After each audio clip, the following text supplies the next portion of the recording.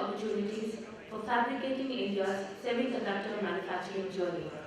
The current panel discussion is focused on understanding the concerns as well as the key asks of the potential partners willing to support India in this technology arena.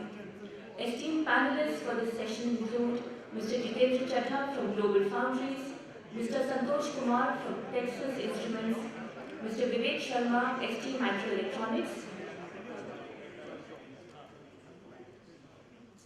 Ms. Radhika Srinivasan, IBM, thank you very much, Mr. Siddharth Patel, GSW, and Mr. Prasad Sanjay from Western Digital. The discussion will be moderated by Mr. Sagar Sharma, Chief of Staff, India Semiconductor Mission. Sagar has played a key role in the strategy and policy for the development of the semiconductor and display manufacturing ecosystem and setting up the India Semiconductor Mission. An alumnus of IIT Bombay, Sagar believes in diversifying science and has worked extensively to promote scientific temper, STEM skills and hands-on skills by co-founding a non-profit Vigyan Shala International. Sagar, may I request you to call upon the panelists and introduce them. Thank you.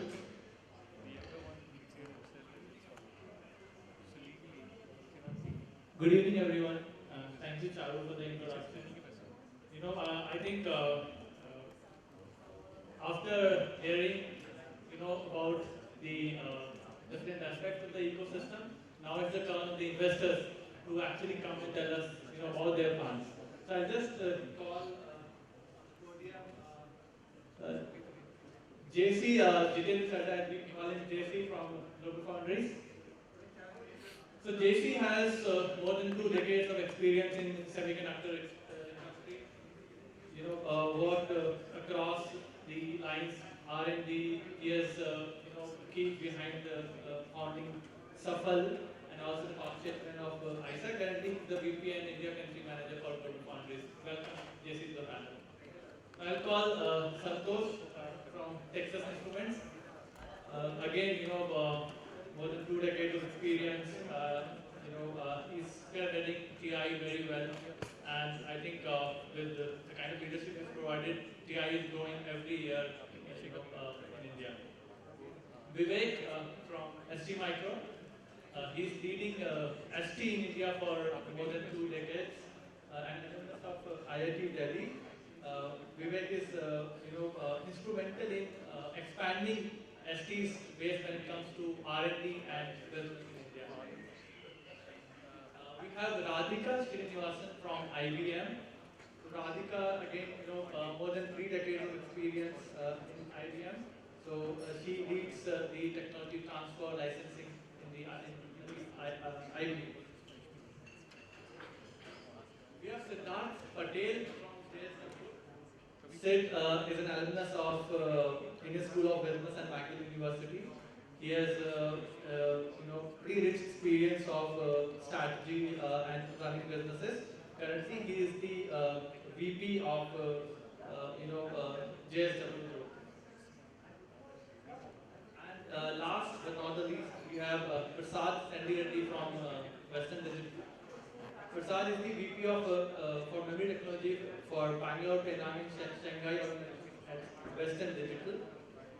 And he has experience of around 2 decades and worked on variety of memory technology across fab process engineering, development, and manufacturing, from concept to mass production. So we have presence of foundry, IBM, memory, the design, and the technology licensing. So with this kind of mix of a very great mix of industry leaders, I'm very excited. And given that we are already running late, we're short of time, we can just close this session if you guys just tell me that when you are setting up the fab, we can just close and go home. So, but I think let us try to investigate, given that we have had a very enriching discussion throughout the day. And given that given we are, Government of India is giving very healthy incentives, more than 70%, and a major chunk of it is Pari Basu and then plus the state support, so it comes out around 70-75%. So what else we need to do to enable you to ground something meaningful or some manufacturing facility in India? I wouldn't answer what will enable me, but I will answer in general. Yeah. If that's what Yeah, you mean. please. So thanks, Sagar, for inviting me for this panel. Very excited. I'll not talk. I think if you really look at since the morning what we are listening, we have all the answers. I don't want to repeat what has already been talked about. But couple of things, I was just thinking, what was coming to my mind that may have gotten left out. So I just want to talk about just few things. And it's all, this is the bad part and the good part being the last panel because you can have short answers. Everybody wants to go and spend their evening with their loved ones.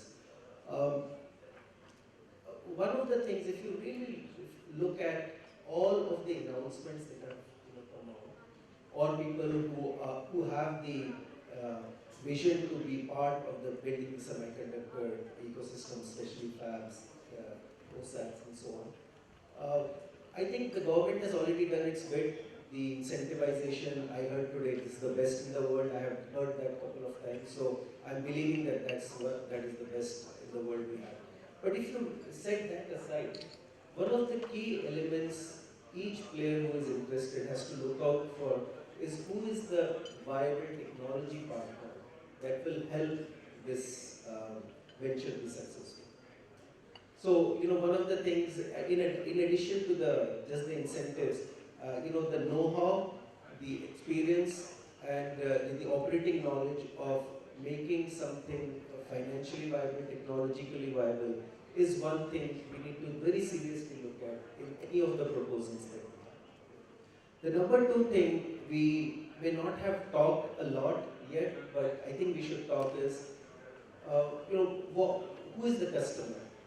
And who, are, whatever you build, who are you going to serve? And that is very, very important to start from the beginning because that will decide some of your technology decisions also in this venture. So those are the two things, I think that come to my mind that are very, very important. Third one, which after listening to a lot of the panels today, is very, very clear that while it will take 3 to 4 years to start an operation once it's conceived and so on, but can we do some preparation and the trial runs and our readiness for that operation to be successful? I couldn't find a good analogy for it, but I was thinking when you are preparing for the exams, you are preparing and you are doing mock tests when you are preparing for some high exams. I think those mock tests have to be done across. I think whether the chemicals are available, where will how somebody gave a very good example, how the chemicals will be even handled in the factory. So doing some of those mock tests, so those are the three things I would say: technology partner, the customer, and really preparedness or the readiness for the things to come.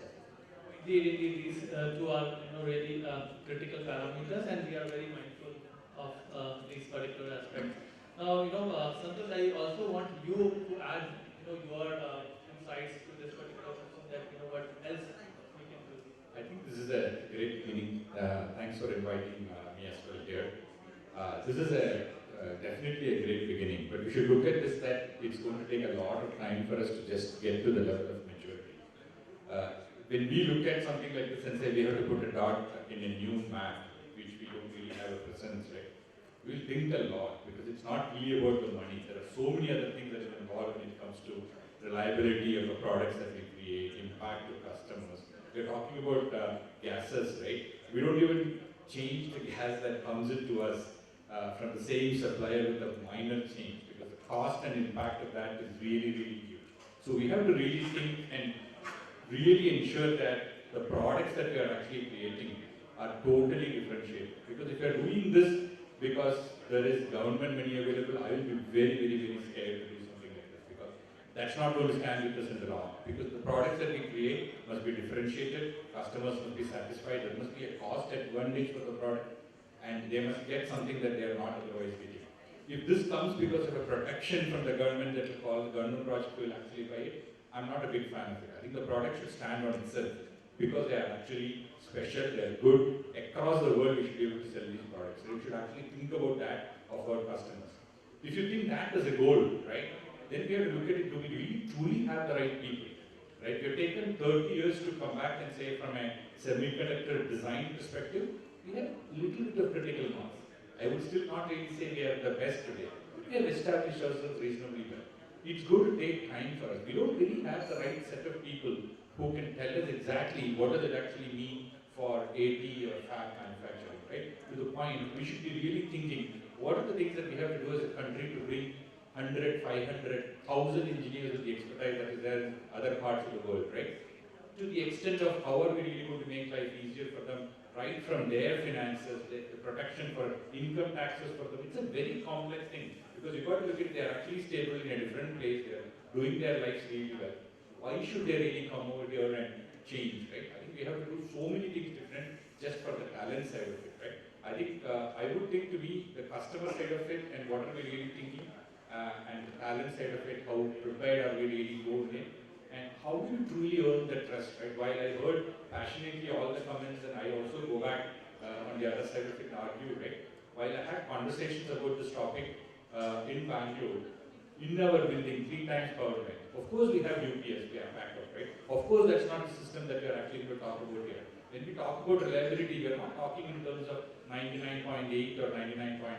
We are talking in terms of in the last decade, 25 years, right? In fabs where things actually are happening, power does not really, there's no question of power going anywhere at all, right? So we have to be fully prepared. What does this actually mean for us to really get there?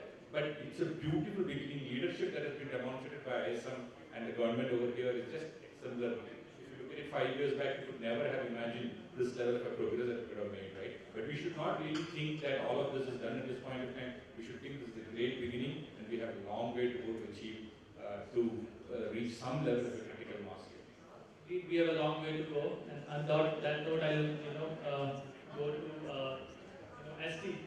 Now, Vivek, you have an experience of heading the R&D and the business expansion for ST for 2 decades now. What is your take on the ecosystem and how you feel about it? Thank you, sir. Good evening to all of you. So as you mentioned that I happen to be in India, first maybe to give you a context that coming from ST is about $60 billion company and we have started in India way back in 1987, like some of my colleagues on this dais. So this has been really a long journey and when we started in India, there were 2 focus areas. One is to capitalize on the R&D capability of the country, which is quite well known. And that's where I should say that we have been very successful also, most of us. And we read today there is 20% of R&D workforce in India.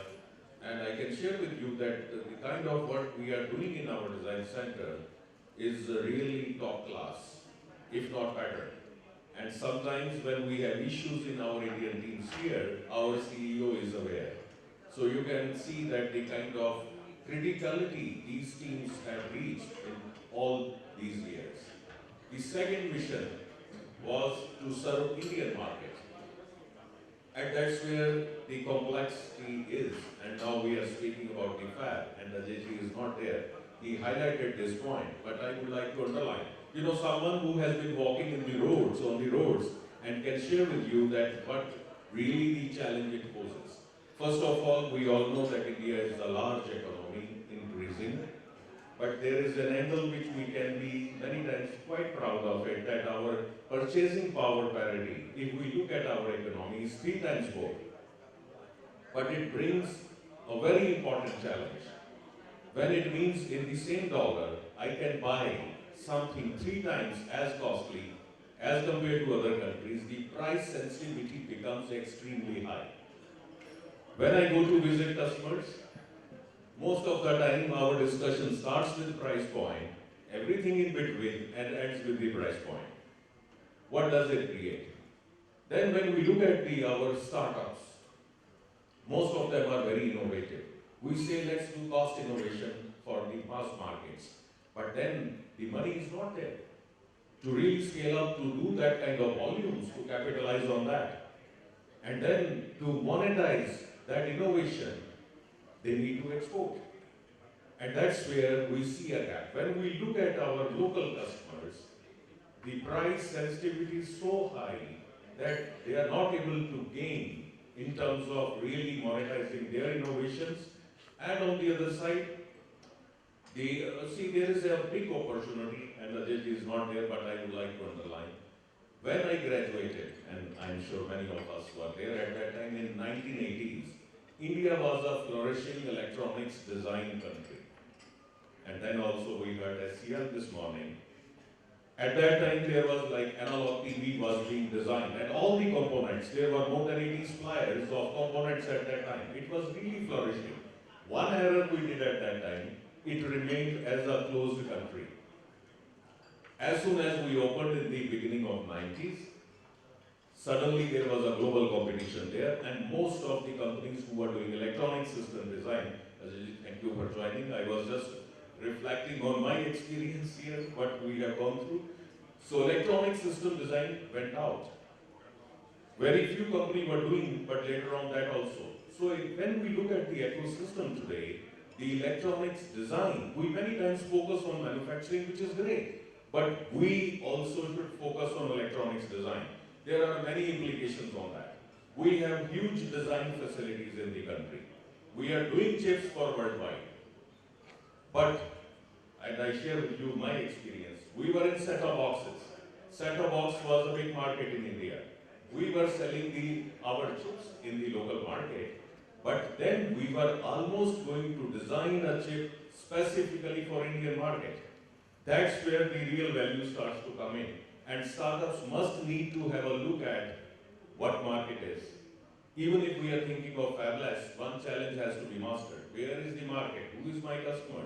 Without that, we cannot specify any product and then spend, millions of dollars on it. It's too risky. So therefore, I am just re-emphasizing the point that is you made. We must also focus in parallel. What we are doing is great. And also today, the demand of semiconductors is well known all across the world. In the previous attempts, we had tried, but not many companies. In the last few months, I have received so many calls from car makers myself, which I have not received throughout the whole life. So there is a change. The demand is definitively there. We need to also plug this hole in the ecosystem. Electronic system design should not be neglected. We must do it. Other countries followed a path, does not mean that the same path is available any point in time. Wherever we are strong in design. So therefore, I would suggest that this is one gap we should really focus and see that electronic system design is also mastered. Completely agree with you what you said. Thank you. I think we appreciate the insights and given that context, let me just go to Prasad now. He represents Western Digital, which is market leader when it comes to NAND flash. So Prasad, what it takes for a memory fab like yours to come to India and start the manufacturing operations? What it takes, let me quote my president Siva. I think he did this, he quoted this last SemiConductor. He was of the opinion that we would get, we could achieve peace in the Middle East before we get a fab in India, memory fab in India. But I think his opinion has changed in the last 3 years, and I have the same opinion as well. I think we will get a fab in India, but memory fab especially, we should understand that it does operate with different constraints when compared to logic or analog. For example, 10 years ago, I think my nephew wanted a sort of lab board. We went to buy a pen drive. It was 256 megabyte, cost around 1500 rupees. For the same 1500 rupees now, we get 256 gigabyte. So to serve that kind of market, we have to be large scale. Memory has to be very large scale. If we do build a large scale, we do require a lot of inputs like we need infrastructure, we need inputs, a lot of fresh water, a lot of electricity, gases, chemicals, and then we set for in that country or in that area for a long time because the process changes very often. So we can't just set it out, do it, and then move on somewhere else. Right? The other thing is because of this large scale, we can't just serve one country's demand. We need to serve outside of the country that we exist in. So, for example, our joint venture with KIC, Kioxia, and Western Digital, we produce 30% of the bits that world flash bits. So we can't just, even though our fabs are in Japan, we can't just serve the Japan market or US market, right? So the policies of imports, exports matter. I think someone said that, right, being last in the day, we can quote many things that has happened earlier in the conversations. All these things are important, but at the same time, this is my personal opinion. Any business has to evolve in a country. Fab is I think it's the back end of that evaluation, not the front end of the evaluation. We need to maybe learn ATMPs, how to do that. Look at the market where we make the products. Do we have products for our own country? And then go into a fab. So my personal opinion, if I have money, I would have started. I have the love for the country. But by the way, whoever is in semiconductor, they are in the semiconductor for the love of the industry, right? If not, this cyclical business will give us all gray hairs. We have to color our hair, which I do, by the way. So we do this for the love of the technology. So it takes time, in my view. It has to evolve. It will come one day, but it takes very reliable infrastructure, reliable inputs, reliable import-export policies, reliable workforce. I think Ms. Jaya Jagdish presented a very well planned. I was actually about to make a point. We have a engineering workforce for the design organization for a long time, but for the manufacturing, I was in the fab back in the day with Micron. It takes a different skill set to run a fab. So I was so happy to see that the government is investing in it and we will get there. So maybe some patience is needed to get there, but it will come. Okay, so for the love of technology, let's go to Radhika, because IBM is the leader when it comes to technology development, licensing, or transfer. So Radhika, given that context, how can a company like IBM support the Indian ecosystem, which is quite, as you see throughout the day, we are quite committed to it. What is your take and how IBM will? Thank you, Salman, for the opportunity. And it was really nice. I happened to be in India around this time, and it was really good to be able to attend this and hear firsthand at all the things that are happening. And hear about all the things that are happening here. I usually have a loud voice, that carries really well. I think I've been very encouraged with all the talks and all the panels that I've been listening to. Obviously, the vision is there. The support is there, both public and private. The need for technology is there. And I think it is really critical that the right technology partner or partners are engaged, just so that not just for the first wave of technology, but it is also the idea is to be able to sustain not one generation of technology, but also subsequent generation, because this is not a point in time, it's a journey. It has to continue. It is not about just having one technology implemented, making product, and then being happy about it. You have to have a roadmap. You not only have to have a roadmap, you also have to have the ability to implement that roadmap.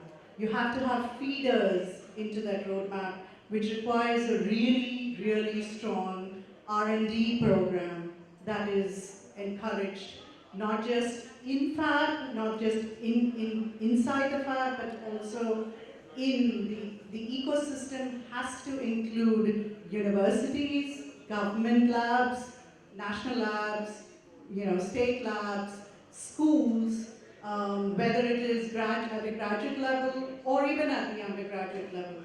The whole growth of this, or the success of this program is going to be upon the sustaining of this program for years and years to come. At the end of it all, I think, or rather to begin with, I think what is key is, yes, there is the vision, there is the will, there is the support, but I think there also has to be the stomach, both for industry, for the private corporations, as well as for the government, to sustain this program, the semiconductor program, for a long time. There are it's not all going to be hunky-dory, and it's not all going to be happy and profitable and everything.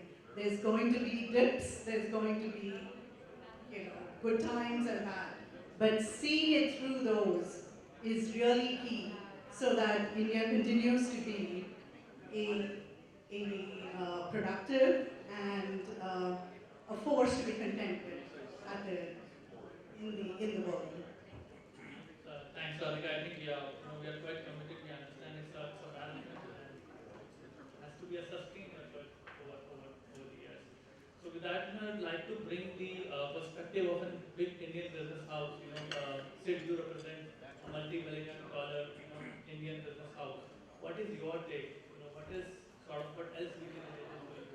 And what kind of perspective you see when it comes to the opportunity of semiconductor manufacturing in India?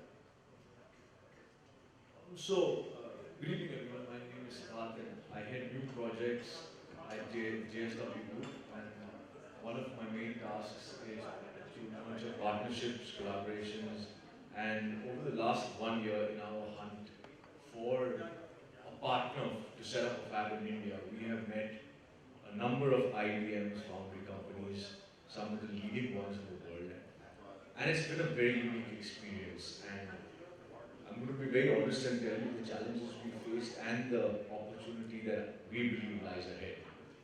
So in terms of the challenges, I think had we started this 3 years ago, it would be very different. Today, these companies, this handful of companies, are being pulled in every direction in the world. And there are countries like the US who are directly and indirectly offering over $100 billion worth of grants. So there are very attractive opportunities elsewhere which now we are evaluating. At the same time, I feel that these companies were not ready to expand or look at the world and set up a global footprint over a span of 2 years. They did not expect to be pulled to the US, to Malaysia, to parts of Europe, to India, like they are being asked and literally begged to come now. We faced the stigma with a number of companies where the first thing they said to us across the table was, but our business runs on reliable power and reliable water. And in fact, a ministerial delegation from Taiwan even highlighted how if the power trips at Hsinchu for even a minute, the power minister steps down. That's what we were told. And that's the kind of reliability they're looking for. Will India be able to provide that? However, over time, those are obstacles that we've been able to overcome, and they have been able to do their own study to figure out that that can be overcome. But I must also highlight the opportunity that now is starting to surface. So since a year ago we began these discussions, there has been a very clear shift by a number of companies who earlier had quite a closed door approach. They are now looking at India. And it is not just because of this $300 billion electronics industry that we are targeting in the near future. They are now looking to hedge their position. They are looking for a geopolitically neutral or positive country such as India, where they can set up. And I know there's been a lot of talk about India and who are your customers, will your customers absorb the semiconductor? But let me tell you, two companies who we are at a very advanced stage of talks with are saying we want to set up in India because we want to export to the world from there. India can absorb our material over the next 5-10 years. We know the system exists. Larger players will continue to come to India. And we will find a market there even if it is not ready today. But that is not what we want to come there for now. We want to come there to make for the world. And that is an extremely interesting opportunity that we see and we want to be a part of. Thanks. Now it's a common question to all of you. You can share your insights to it. So is there going to be a people challenge? What are the skills needed at scale for which importing exports will be impractical? So, any of you guys can share your insights on it regarding the skill challenge with respect to semiconductor manufacturing.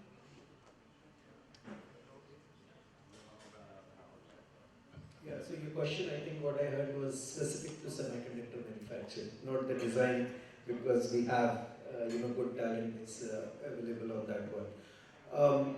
Yeah, of course, that is going to be a challenge. There is no doubt about it because we don't have that capability here. But that does not mean that that can be a showstopper for these semiconductor manufacturing to proceed in India.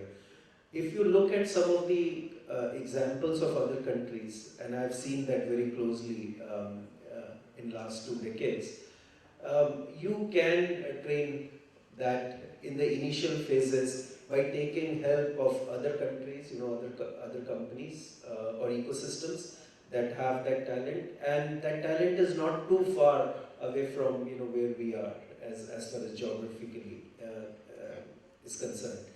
The second one is there is a very good technology talent that the pipeline that we can create here in India with some of the skills, numbers or the presentation I saw in the morning.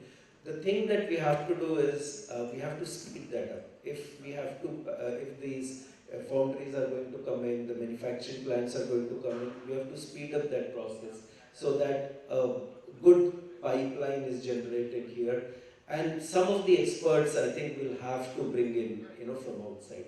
That's my, personal opinion. And we should not be shy to bring that up. Actually, we should promote that and have them in our facilities for 2 years, 3 years till we get the maturity level that India will get on to. So not a showstopper. I think we should not look at that. That is going to be a hindrance. We can work on that. Yes, so maybe I will share that when we started semiconductor design in India, and I was one of the people who was involved. None of us knew that what even semiconductor design is. There is a technical word we call layers, and layers were sounding very absurd. But if we really look what we did as my company, we took 40 engineers, then later scaled it up to 80, put them in our facilities where designs were happening. We were there a couple of years. We came, we seeded, and the whole operation grew. So sure, yes, this is something to focus on, to see that it is done in a correct way, but it's not something which is not solvable. It's doable, and India is not a place which is not something which people will say, I do not want to come. I think we can attract the talent, we can bring the right people. So we'll need focus, but I will not put it as really the most challenging part of this project. Yeah, and I think one of the things, and when Taiwan or China, they really brought up their semiconductor programs, there was a lot of expat talent that went and created it and actually made it happen.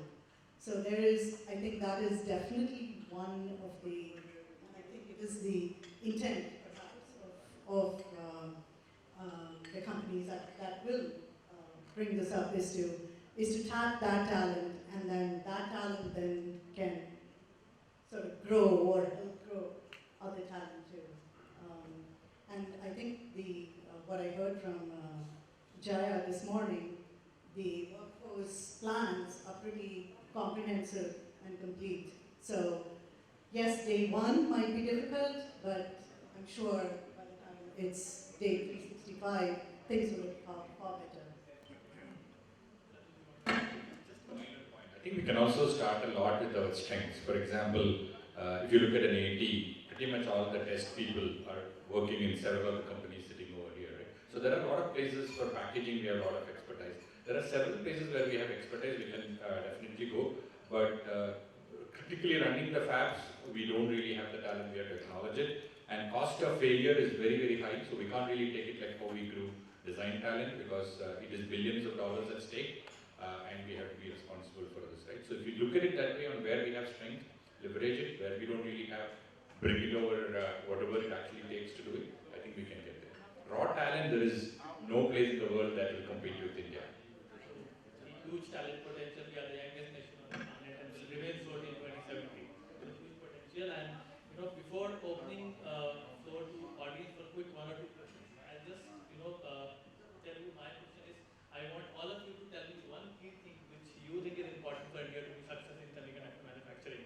But you can answer that after you take the audience. So, quick question from the audience. One or two questions we can take. Anybody? Yeah, please.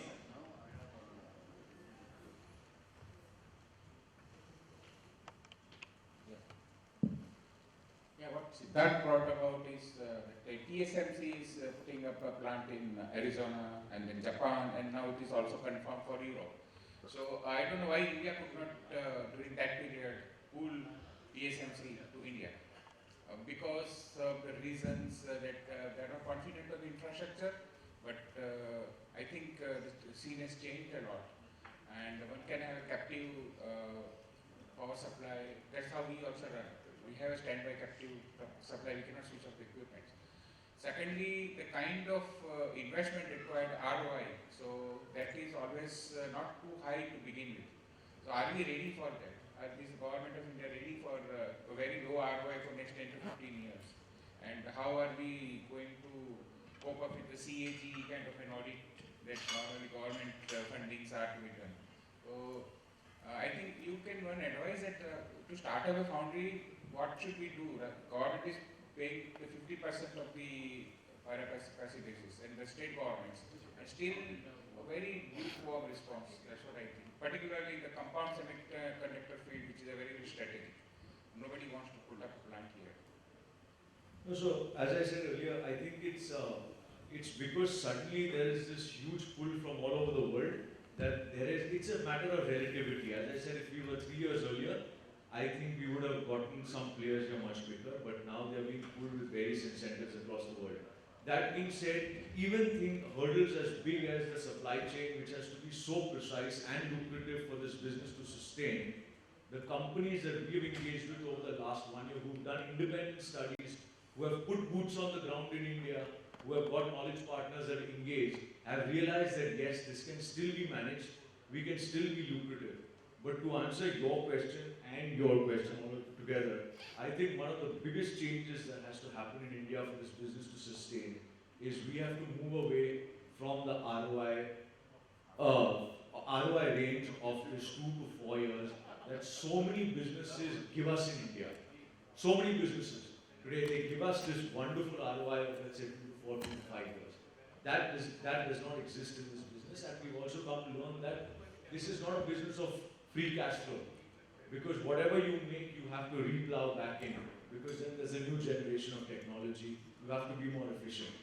But we, at least, I can speak on behalf of JSW, we are very clear that this business will have ripple effects and a snowball effect across the economy. And India has to transition from a pure services and commodity manufacturing country to innovative, intelligent manufacturing, and we have everything to do it. So we are willing to take that leap and do it. One more question, Dr. Ashwin, please. Okay, this is Dr. Ashwin from Applied Materials, and I think the government is doing a great job in its policy and flexing it for the future. I think one of the things that you need to take care is build success for the projects that have already come here. So that means, to a great extent, I think we should look at grandfathering some of the other previous projects which came in, even as your new policy came out. Okay, the early birds are now operating at a lower, incentive structure compared to what your new policy does. So you have a need, Sagar, you have a need to make sure that those projects are grandfathered into the new policy. This is a very small amount as the entire story goes, but it is a key success factor and a proof point of your intent to make a success happen. Okay, you know the companies that I'm talking of, the amounts are peanuts, but just make it happen, because then your project's early OSATs are going to be a success without feeling the pain that there's something coming later on and is having a gap. They need it because they want to grow to the next level of advanced packaging, they want to go to the next thing. So that is one thing you need to take care of. Well taken. Any other questions? Okay, if there are no more questions, I think I'll start from Prasad. What do you think is the one key success factor for India? I was thinking while Yeah. just answering. So I think one of them spoke, consistency in what we provide for the players who come and play. So, as I said, we have to do this for love of the nation and love of the technology. You're not going to, if you have a fab, you're not going to make it by the time we start and ship away, it'll take 4 years, maybe even longer if based on our infrastructure, if it has to take longer. Can we continue with what we promised today, 5 years from now, to those companies? Can we give that guarantee now? Can we give that confidence now for the MNCs to come in? See, it's easy to start with an MNC with the know-how, because when they have the know-how, it's easy to start, so, rather than having a new player to start from scratch. Right? So that's what I think. Can we provide that guarantee and the confidence to the MNCs to come in and saying, yeah, what we say now, you'll get that 10 years from now. So that is what one thing I would like to see. I think our policies, if you see, given that for example, the incentives are pari passu basis, that itself is a kind of a confidence booster that Right. we are there with you from the start. Exactly. So we are committed to it. Exactly, and there was one question for the government members, right? So saying, is there a stigma out there still?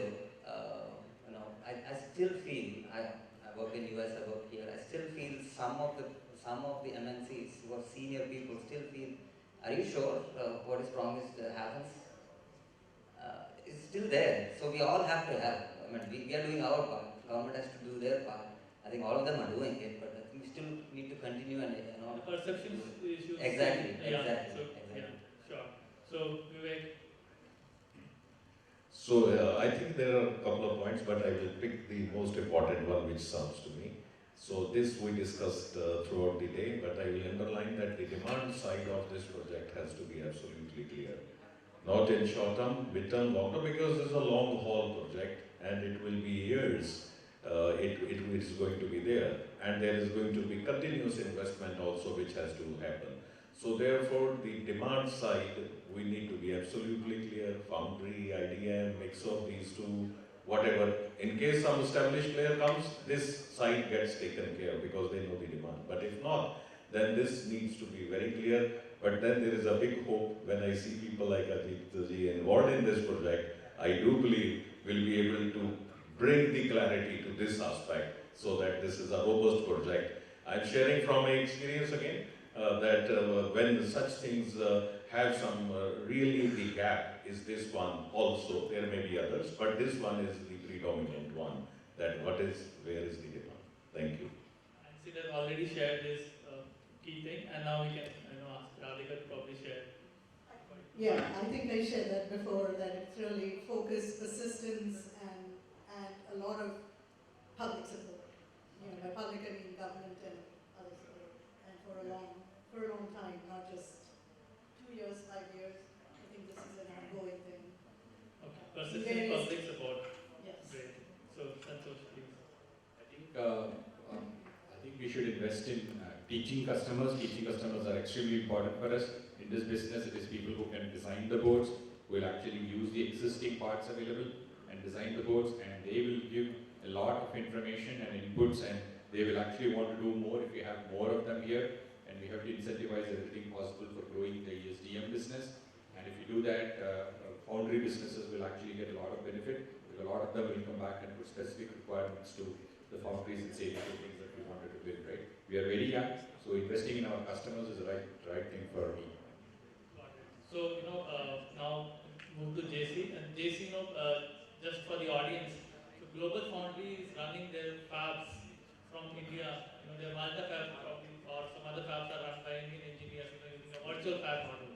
So JC, when we convert that virtual fab into a real fab, just tell us that one key thing which will enable that. Well, I think what Sagar is talking, just to give you a context so that it's not taken wrongly.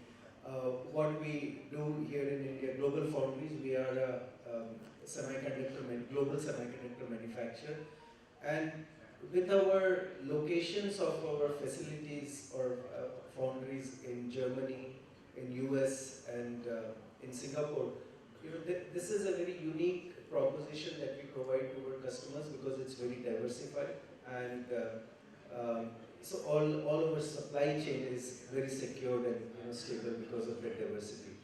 What we do from India, we do a lot of IP development in India, we do technology development in India from global foundries. Also, we support our fabs operations. Support is provided from India, and we support all of our fabs as far as fab operations is concerned. In Dresden, Germany, Malta, US, and also the Singapore fabs. So given that, I think the question you asked was, what would make it successful? What one thing we require? One thing I think which may make or break is the partnerships in this, in my view. I think having the right technology partner, having the right business partner, of course the government, as a partner in this, having that combination right and making sure that combination is for the long haul, and we have picked the right partners in this venture, is in my view, very, very important for a make or break of this. So persistence, partnerships, technology, credible technology arrangements, government support. I think these are the key ingredients, but the session is sort of concluding. So on that note, I think we can conclude this session. I'm really thankful to all of you for wonderful insights across the business model of semiconductor industry. And I hope we'll have a success story very soon from India as well, and we'll have the spot, which Ajit was showing in his map, in the morning slide. Very soon we'll have a bright spot there. Thank you so much, everyone.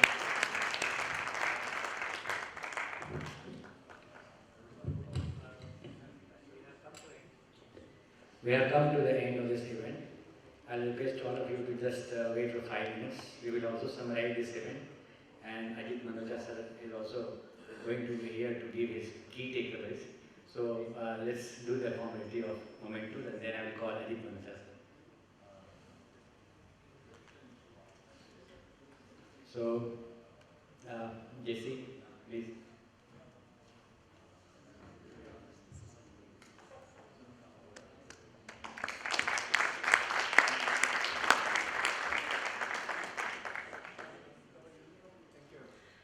Shri Santosh Kumar, Texas Instruments.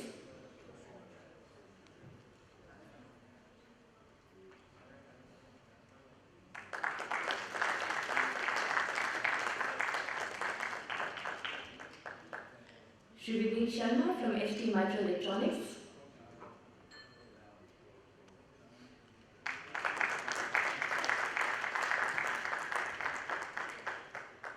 Ms. Radhika Srinivasan from IBM.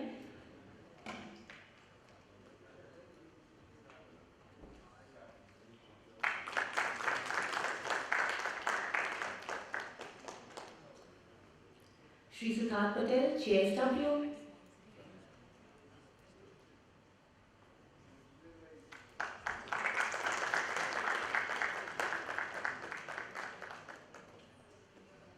Mr. Prasad Sandireddy from Western Digital.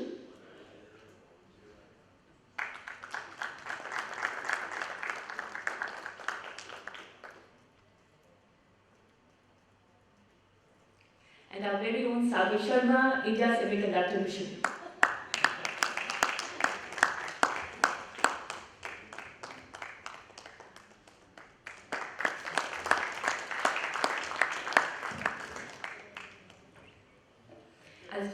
As we wind up this conference, the very last session is here